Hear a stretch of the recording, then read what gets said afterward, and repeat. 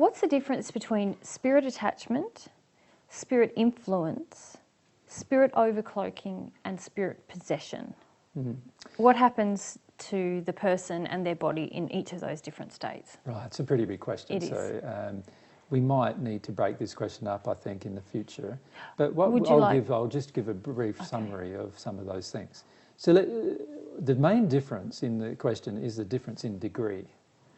So we can say that the average person on earth is basically spirit influenced. Every single person on earth is basically spirit influenced until they become at one with God. And even then, they could still be spirit influenced in a positive direction, because they'd be open to receiving influence, you know, that's from loving spirits. So they would still be spirit influenced. It just wouldn't be motivated in an unloving direction. Sure. So the reality is, all of us, whether we're at one with God or not, are going to be spirit influenced. It's just how we're influenced. It is dependent upon what kind of condition we're in and what we're open to in terms of the influence that's brought to bear. So that's this aspect of spirit influence. Then we look at spirit attachment. Now, spirit attachment is when a person, a spirit, who has passed over into the spirit world, attaches themselves to through the spirit body of an individual living on earth usually it's to the physical body of a spirit of a person living on earth. Now, these kind of attachments often occur in the womb, so they begin in the womb where the mother is not providing because of the mother's emotional injuries, she's not providing a protection to the child that's in the womb, and as a result a spirit, usually and quite frequently it can be a spirit who believes in reincarnation, attempts to attach itself to the body of the child that's already been conceived and who already has another soul and spirit body attached to it. And they attach to the physical body, usually in a specific location, which is driven by the mother's addictions, and they then are attached to the person for the rest of their life, generally. And usually that spirit who is attached to the person causes the physical death of the other person they're attached to, usually through some kind of disease of some kind. And often the disease is a child-onset disease. In other words, it's a disease that is triggered at the beginning or early childhood, and therefore the child doesn't survive even into adolescence in many cases. If it's a less severe attachment, driven by a less severe addiction, the child may live into even old age with this attachment, and in some cases believes themselves to be the person who's attached to them until they die, and that we see that in many cases. With regard to spirit obsession or possession, well, that's a spirit obsession, in my mind, is a person who is obsessed with having a spirit with them. And there are many, many people on the planet who love having spirits with them because of the power and other types of emotions that these spirits bring to them. I've met many men who are obsessed. They have a spirit with them who is obsessed with sex. And they are completely obsessed with this spirit because this spirit sets up sexual liaisons for them and organises their entire sexual life, in fact. I've seen many people who have those kind of emotions that cause this obsession to occur. Possession is a bit different than obsession in the sense that possession is more about the spirit possessing the person. And usually a spirit possessing a person is driven by the fear of the fear that exists in the person on earth that allows the possession from the spirit world to occur, or a belief system in the person on earth that allows the possession to occur. And so possession is quite a common occurrence, but not as severe. It's often quite severe, and so therefore it's often well known in comparison to these other forms of influence. And then there's spirit malevolent influence and benevolent influence. So if we look at the malevolent influence, that's the person dropping thoughts and ideas and concepts and pictures and everything into your mind and feelings into you that cause you to make decisions that are harming your personal life. And then if there's a benevolent influence, it's a spirit who's wanting to drop different thoughts and ideas and concepts and beliefs into your mind that is going to help you develop in your life.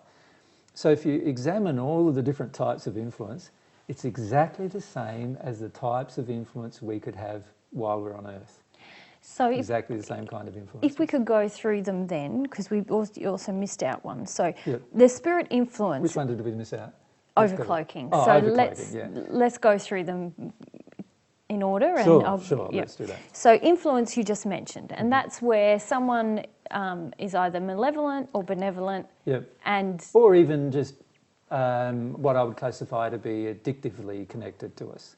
You know, it's just the average type. It's often the average type of friendship on earth, or the average type of, you know, where we get something from the person. We don't always like them. We don't, you know, we don't always think they're a good person to make good decisions.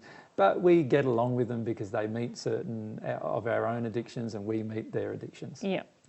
And that's the most frequent form of spirit influence. Yes. So it could be my friend who says, yeah, let's go shopping. Yep, let's go shopping. Let's go shopping. Because both of us get this wonderful feeling when we've gone shopping. Both are addicted to the chemicals that occur in the brain once you get the shopping. The bargain. The bargain or whatever it is that you're addicted to emotionally. Or it could be a friend who says really constructive things to me all of the time, like, hey, you should take care of yourself, and, you know, are you looking out for yourself? You're not looking after yourself, or you're not caring for yourself, or you're not doing what you want to do, or something. There's a nice person, a nice friend who's telling you some truths about yourself that you're easily influenced by other people into a negative direction, and they're trying to have a positive influence upon your life, which is fantastic. Yep, so that's addictive, benevolent, and then we can have malevolent, which is someone who just enjoys seeing me suffer, for example. Exactly, and ironically, on the planet, there are many people who are closely connected to us generally, physically, who enjoy seeing us suffer. You know, there are many people in families who enjoy seeing other family members suffer. Because they feel jealous or competitive. They feel jealous or competitive or some other reason. So a lot of these basic emotions that you see in families are not loving emotions at all. They are emotions driven by malevolence, by a desire to make somebody else hurt. And it's very, very common on the planet to see these emotions inside of families and inside of societies.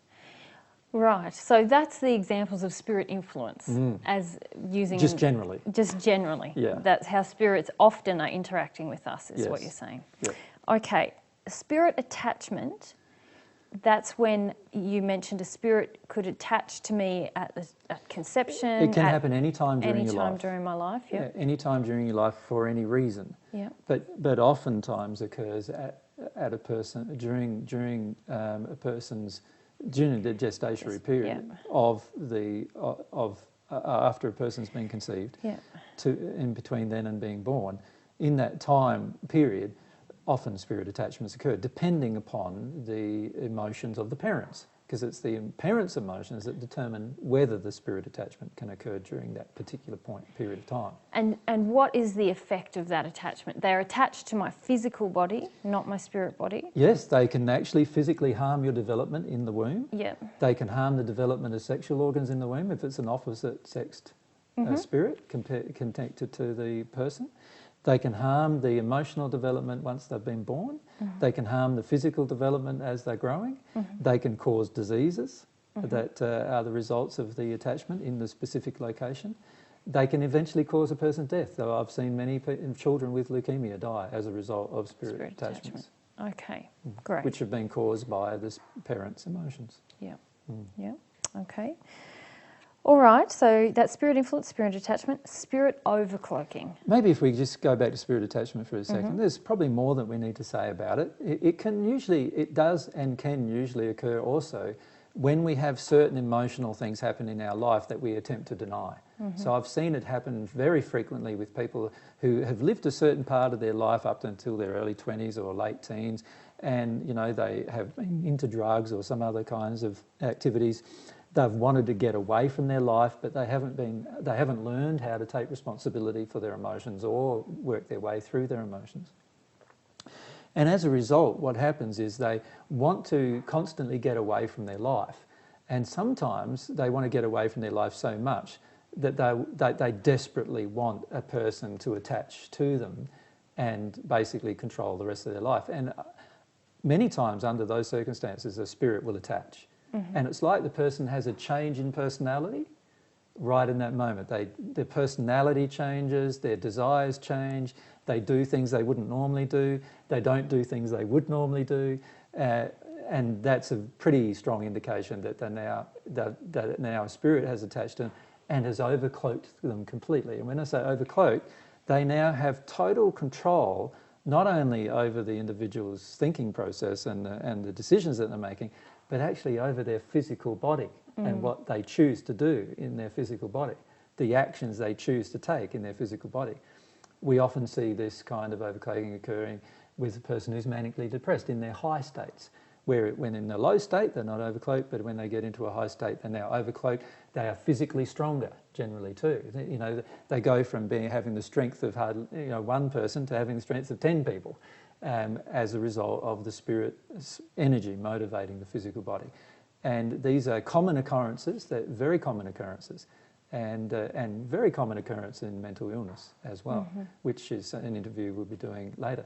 So the entire process of overcloaking is an attachment that occurs that is now strengthened to such a position that the person now is willing to allow the spirit to totally control all of the aspects of their life. And in fact, many times the person themselves is no longer aware or even conscious of what they're doing, in fact. And you're saying that can happen at stressful periods in our life, and spirit. If we're avoiding the emotion. Yes. So when we want to deny or avoid the stressful period. Yes. And how long does it last? You mentioned earlier that it could last till death. It lasts until death. Yeah. But can it last for very short periods as well? Often can. you hear about people committing a murder and they can't remember just 10 minutes. Yes. Yes. And that could be the result of overcloaking? Yes. But again, the person on earth had to be involved in the process. They had to make some choices and decisions. They have to have some supportive emotional conditions that allow the connection to occur. Yeah. Otherwise, it could not occur under any circumstances. It can only occur when the person on earth has certain sympathetic emotions with the person who's overcloaking them. But yes, a person can murder in that place, they can rape in that place, they can become violent in that place, and then all of a sudden switch out of it. And this is also the cause of a lot of people who have the dissociative identity type things, where they flick in and out of different multiple personalities or seemingly do so. This is all a part of this problem. Of overcloaking, of basically. Overcloaking under certain specific conditions.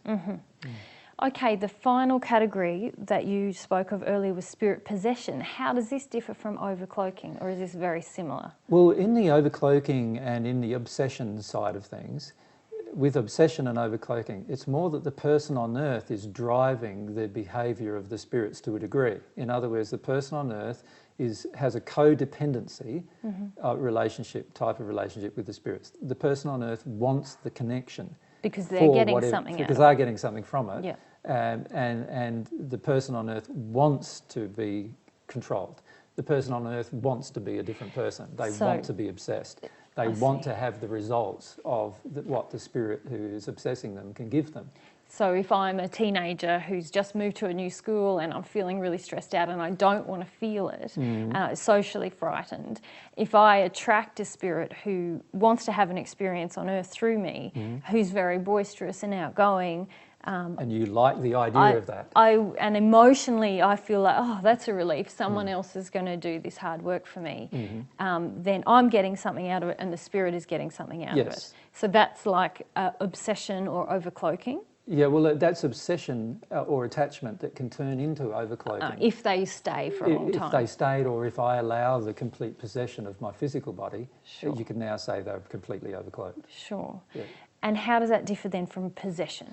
Possession is still an overcloaking, usually complete in many cases, but it's where the overcloaking occurs because of the fear of the individual on earth rather than their desire. Or more specifically, we could say it's the avoidance of the person's fear. So the person on earth is terrified of the spirit, and as a result, the person on earth allows the spirit to do what the spirit wants, because they are terrified of what else the spirit will do to them if they don't allow it. So that is possession. That is the desire to accede to the rage and blackmail and bribery of a spirit, because you're just petrified of what will occur if you don't do it. So again, trying to think of an example. If I'm a woman who's terrified of other women, I feel that a woman's hatred towards me is just I'm terrified of what they'll do with that, how they'll make me feel, or what actions they might even take, or even what violent actions they could potentially perform. Yeah. Yep. So, and I'm afraid of them, and then a spirit who's and you'd like to stay away from them. You'd like to stay away from any type of that person. Yes, right. Absolutely. So, but if a spirit like that comes to me and says, you should be terribly nasty to your husband, is this working? Yes, keep going. Yes. Because he's just a bastard, you should cut him off.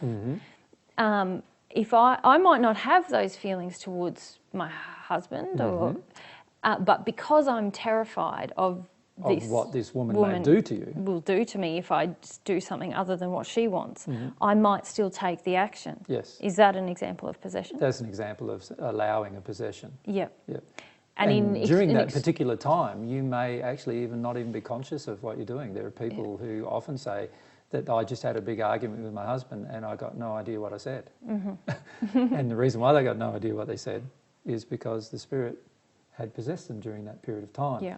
You see people who are drunk often in this state. Actually, drunkenness often gets to the point where the person is no longer conscious of themselves anymore, and in fact does not even remember what they did. That's a spirit from that point in time. That's a complete possession that's allowed through the process of drunkenness. So the person gets so drunk that they no longer have control over their physical body, and a spirit instead takes control of their physical body and does things. And there are people who have lived 2 or 3 days like that, who are controlled by, can't remember 2 or 3 days because they got so drunk. But people come back and said, oh, you went here and you slept with that person and you drove here and you went there and you went to work actually, and they can't remember any of it. And the reason why is during that period of time they were possessed by the other spirit who was motivating all the behaviour. And so really, no matter what we call it, basically there's, like, as you said, it's about degrees of influence and how much our emotional condition is allowing control of people who are in the spirit world over us. Exactly. So with all of these things, it's all about degrees. Obviously, every single person who's ever existed and who will ever exist will be influenced by spirits.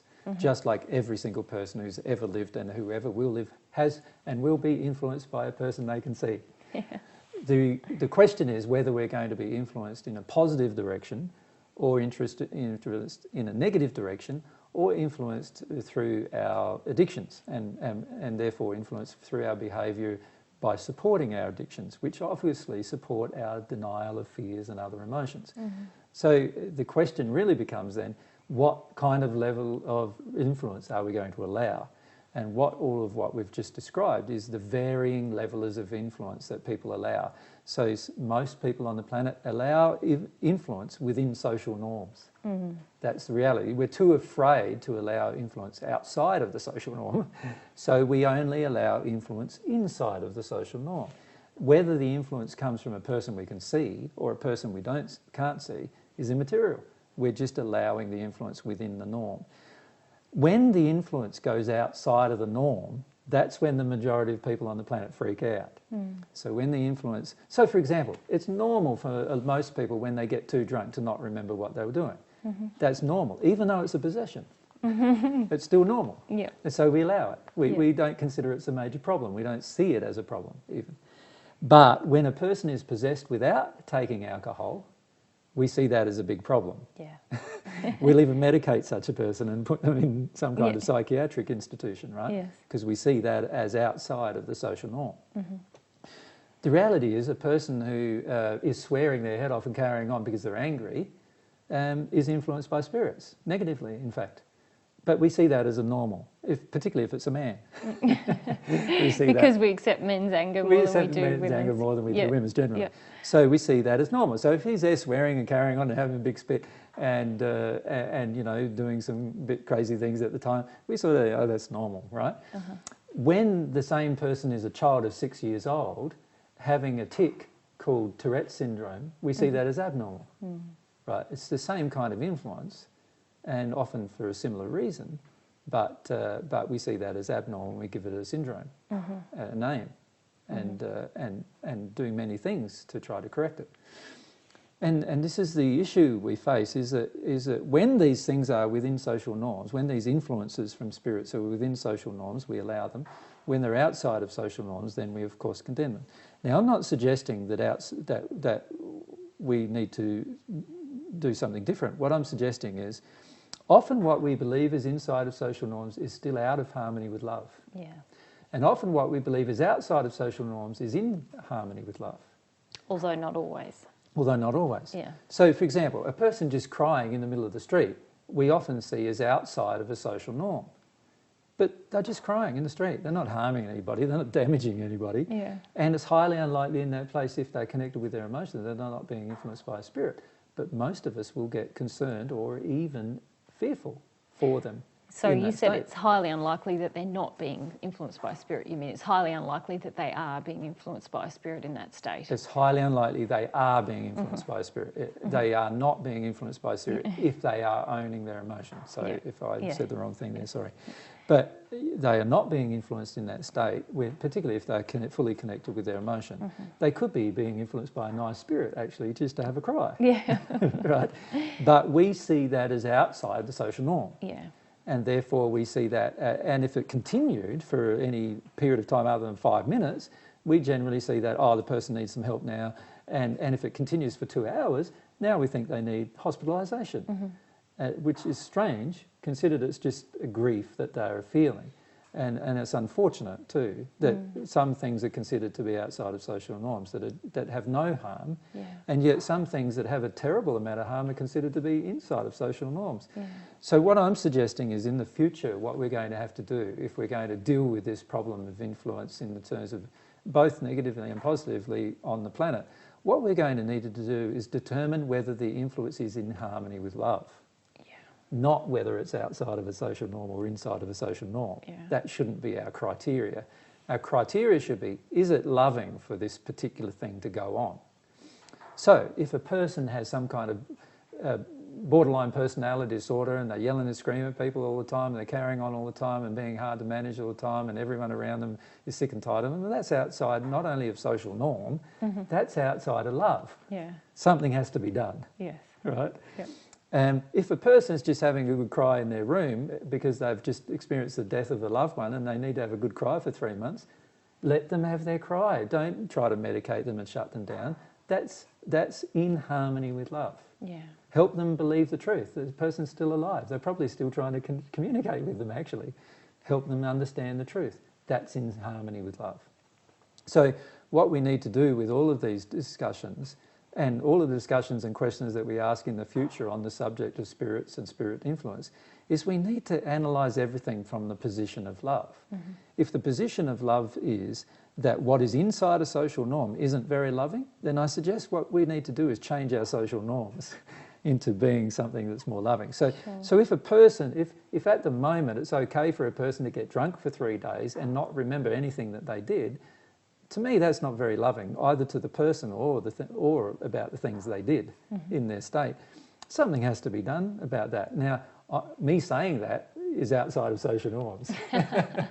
whereas a person who's crying for 3 days because they just experienced the grief associated with some event, I don't feel there's any problem with that. And that, to me, although it's outside of social norms, is actually inside or in harmony with love.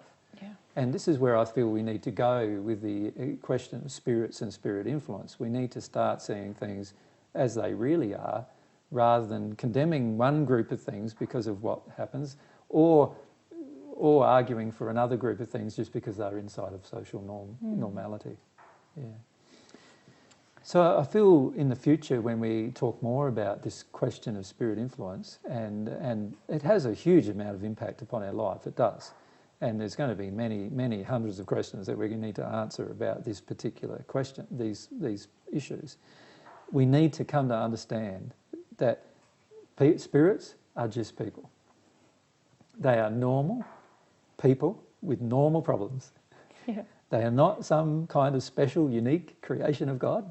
They are not some kind of, they don't have any more malevolence than a person who could be malevolent on earth, or any more benevolence than a person who could be benevolent on earth, although there are many spirits that are far more good Benevolent, and benevolent, more perfect, if you like, than any person on earth. Mm-hmm. And they are all people. They all want to communicate with us in some way. We can benefit ourselves and we can benefit them through communication if we understand what's going on, but only if we understand what's going on. If we don't understand what's going on, or we deny what's going on, the results are just going to get worse. And this is one of the main reasons why we have a growing amount of mental illness on this planet, because we're denying what's going on. And the system, the world around us, the universe that God's created, the perfect universe, is showing us we must be denying some things, denying some truth for this ever-growing problem to continue to increase as it's doing. Mm-hmm. And my suggestion is that we need to change the way we look at this, come at it from a more experimental and open-minded position, rather than from a fear-based position, from a position of scientific, fear, or a position of religious fear. And we need to remove from ourselves these particular fears and investigate it truthfully, and come up with all of the proper understandings about the law itself and how it occurs and how interaction occurs. And when we do that, we'll only finish up having benevolent spirit influence. Yeah. And all of the influences that occur and all of the discussions that occur will benefit everyone involved. And I think that's going to be a wonderful time when that begins to happen worldwide. Yeah. I agree. Yeah. Thank you, darling. Thanks for your time, babe. Thanks, Igor, for your work behind the camera there, and Lena for your work behind the camera today. Thank you. Cheers.